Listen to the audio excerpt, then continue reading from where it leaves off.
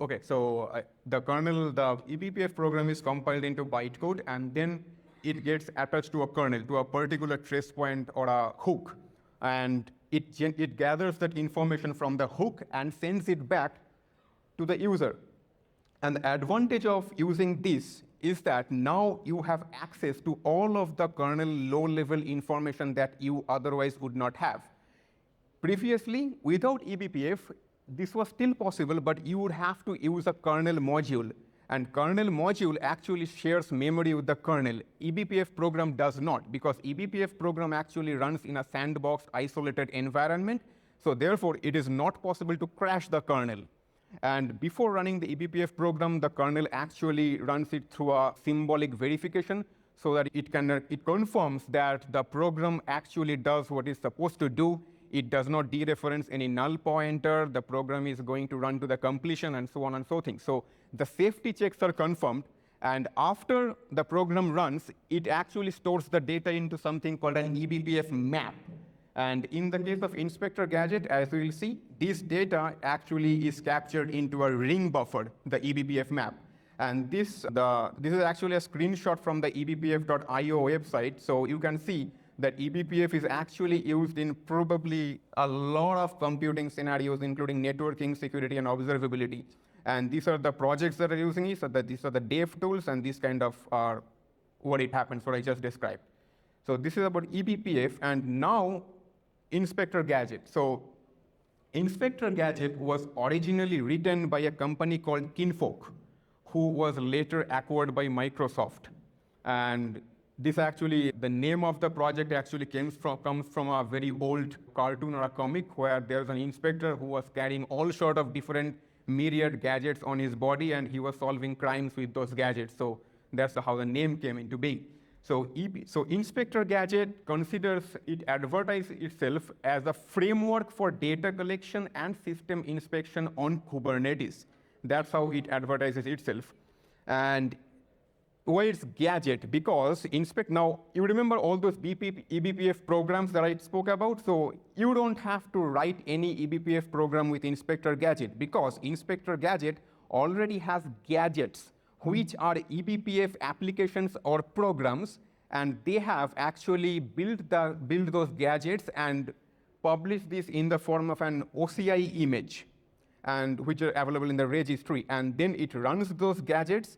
And now comes probably the trickiest part is the data enrichment, because the kernel, when it's running on the kernel, it does not know about the name of the container, name of the pod, which way the traffic is flowing, this form of information. Because to the kernel, it's a low-level information. So somebody has to map this low-level information to the higher-level container or Kubernetes constructs. So this mapping of data is also handled by Inspektor Gadget.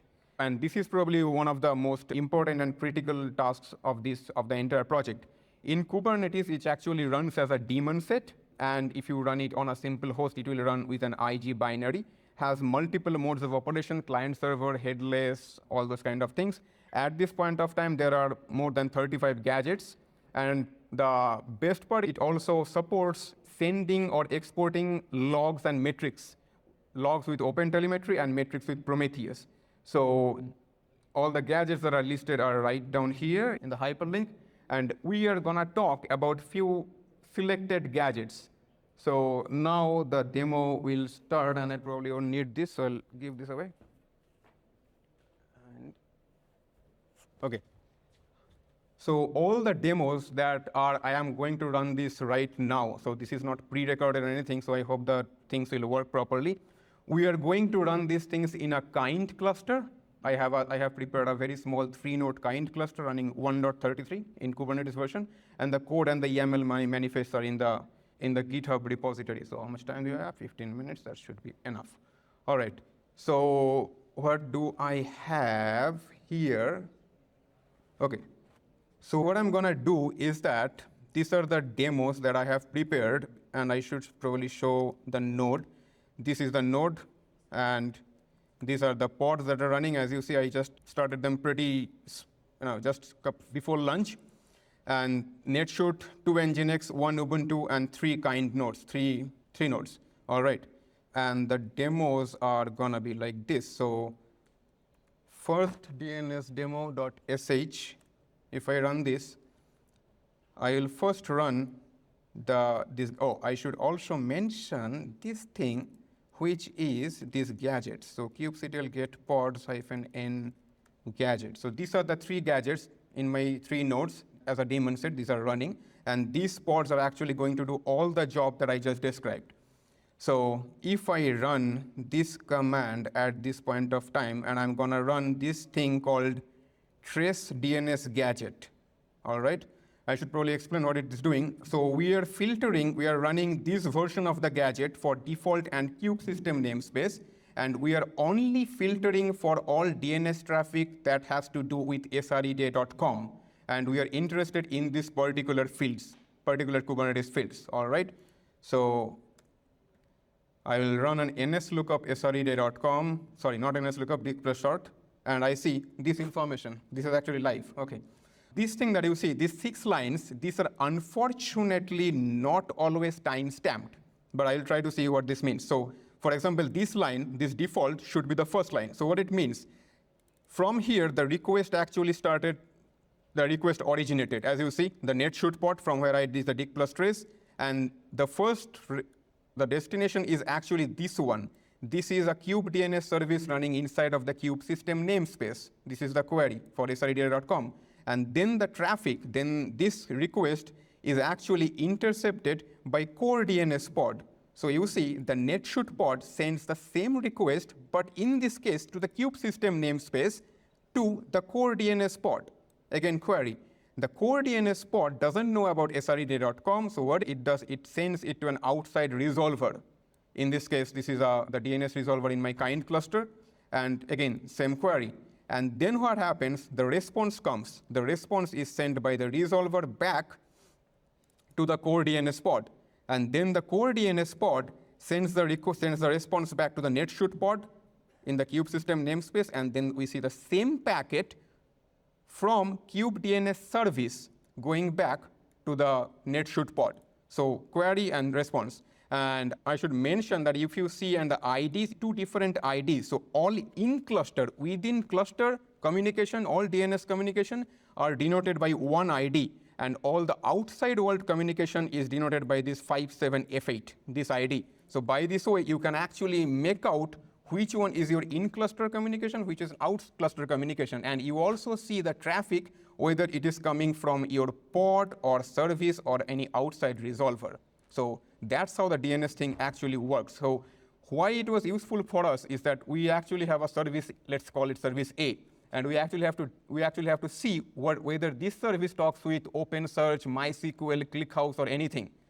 So we were able to do this kind of service mapping with trace DNS fairly reliably because we were seeing the DNS request going to this pod. So that means my service A is actually talking to service B, okay? And if I run the same command one more time, I should probably see this output. And if I run it one more time, I should see something different, but no, I see same output. And the reason that I was running this one more time, let's see if I see this here. Yeah, so that's what I was after. So you see, now at this point of time, since I ran this successively within a short period of time, the result was cached. So in this scenario, the request did not go to the outside world. The request was actually cached in the core DNS pod, and it actually sent the response from there, okay? So that's the first demo. Then this is gonna be the second one. So DNS demo with node local DNS. How many of you are actually familiar with node local DNS or how DNS resolution actually works in Kubernetes? Okay, cool. So core DNS is not a daemon set, but node local DNS is a daemon set. So core DNS, so in this scenario, if you see, I have 3 nodes and I have only 2 core DNS pods. And imagine that if you have a Kubernetes cluster on 5 different availability zones, and you have to do this DNS resolution. So in AWS, whenever traffic is going from one AZ, from one node to another node in a different AZ, that costs money as an inter-AZ data transfer cost. Okay, so DNS traffic is very small in quantity, or number, but it still costs money. So what we can do is that we can actually run something called a node local DNS, which is a copy of the core DNS pod, but runs adjacent to on each node as a daemon set. So that's what we are gonna do here. So we'll deploy node local DNS right now, and if I wait for it to be deployed, I see that container is creating, and if I run kubectl get pods-kube system, it will take a little bit of time to create. Now please create very soon, otherwise we'll be in problem. Okay, give it some more time. Net should, and what do I have it? Okay, now it's running. Cool. So now what I'm gonna do is this. So first thing that I forgot to do here, and that's the problem with live demos, I forgot to run this command. Okay. So I am gonna run this thing one more time here, and then what I'm gonna do is I'm gonna dig+.sreday.com. All right. And if you see here, you actually will find that the request originated from the netshoot pod, then the request was captured by the node local DNS. And then it spoke with the core, then it spoke with core DNS, and then all the responses were returned back before finally going back to your cluster, all right? So in this scenario, what happens, and if I run this time one more time, we'll be probably able to see this clearer. All right. So here you see that this is the right response. So here, node local DNS handled the traffic on its own. It did not need to talk with the core DNS pod at all, because since it is running adjacent to the node, it bypassed core DNS entirely and handled the resolution. The advantage of that is that right now, if you have a multiple cluster on multiple ACs, you don't need to speak with all these different, you don't need to talk with core DNS, which is running on a different node. So that's the advantage of this. So that's this. The other demo is in-cluster DNS. So SREday.com is a domain that is outside of my cluster. Now what happens if I actually run a local request? So if I run this thing and then I run dig+short on an nginx or local request, what do I see? So here I see that in this scenario, my request was actually from netshoot, came to node local DNS, and then node local DNS actually sent the request to the core DNS pod, and core DNS spoke and gave me the output.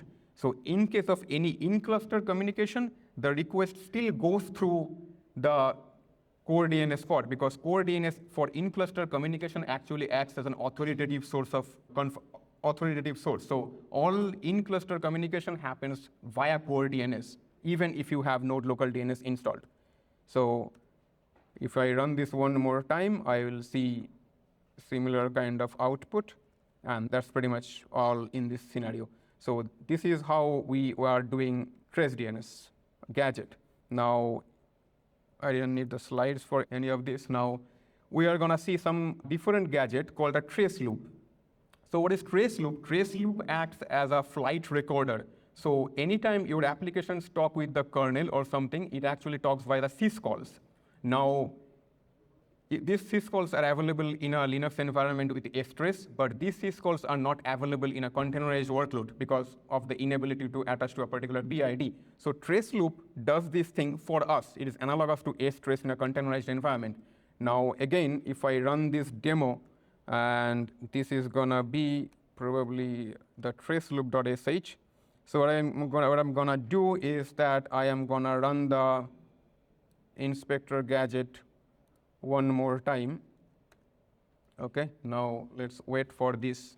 Okay, so I spoke about the filtering, the data enrichment. Here you see an example of the data enrichment, and here we are only interested in these syscalls. We are not interested in all of the syscalls that happen. We are only interested in socket, connect, get, sock, opt, close, and exit group. And we are only interested in these particular fields. So this is the pod that will be created right now. And I'll tell you the problem right away. What will happen is that this init container will fail because this init container will try to run an NC on localhost and port number 22. Now, since nothing is running on port number 22, this request should fail.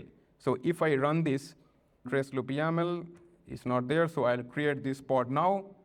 Created, show the pod, it's doing init, and now if I run this one more time, still init, so I'll get this thing and run here. So now it has errored out, okay. And if I do this thing right now, so what you see here, and crap, this doesn't show you the output, so I have to do this thing again. This is embarrassing now. So I do this and I run this, delete it, and then I create the pod one more time. Show the pod. Init. Okay, error. Now if I so, okay, so now you see the error.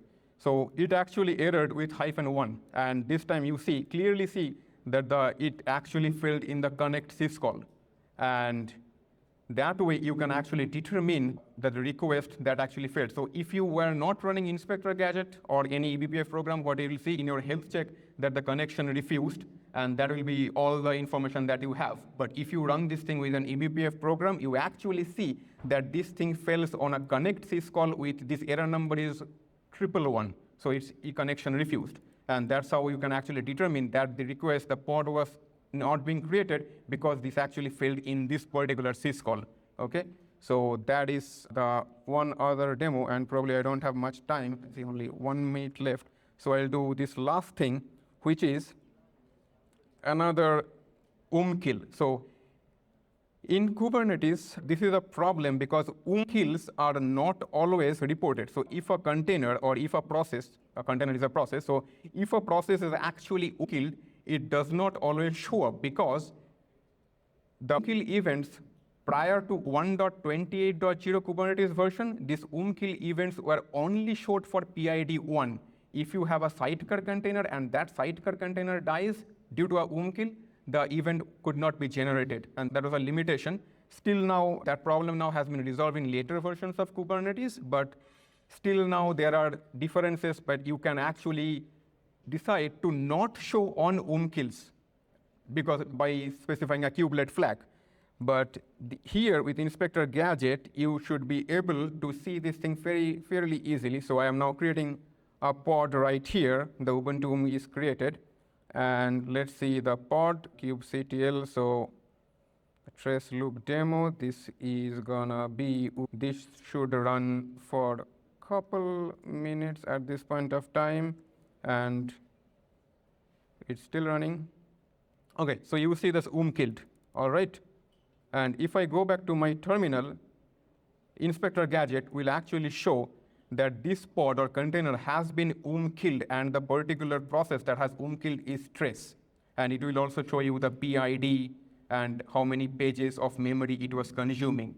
So in this way, you can actually determine which container, which process was killed. Now, I actually ran all of these demos locally, but if you run Inspektor Gadget on production, what you can do is that you can actually send all these logs to your OpenTelemetry logging application, and you can actually later decide that which process was killed, all right? So this is this is the advantage. This thing will keep on repeating and things like this. So I have only 30 seconds right now, so I'll close the demos. That's pretty much what I wanted to show. Probably see if I have anything else.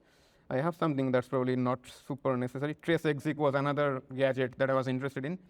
All the code that you actually saw here is in this repository that I just created today, and this is my LinkedIn. So if you have any questions, I will be happy to take that. Otherwise, that's pretty much it.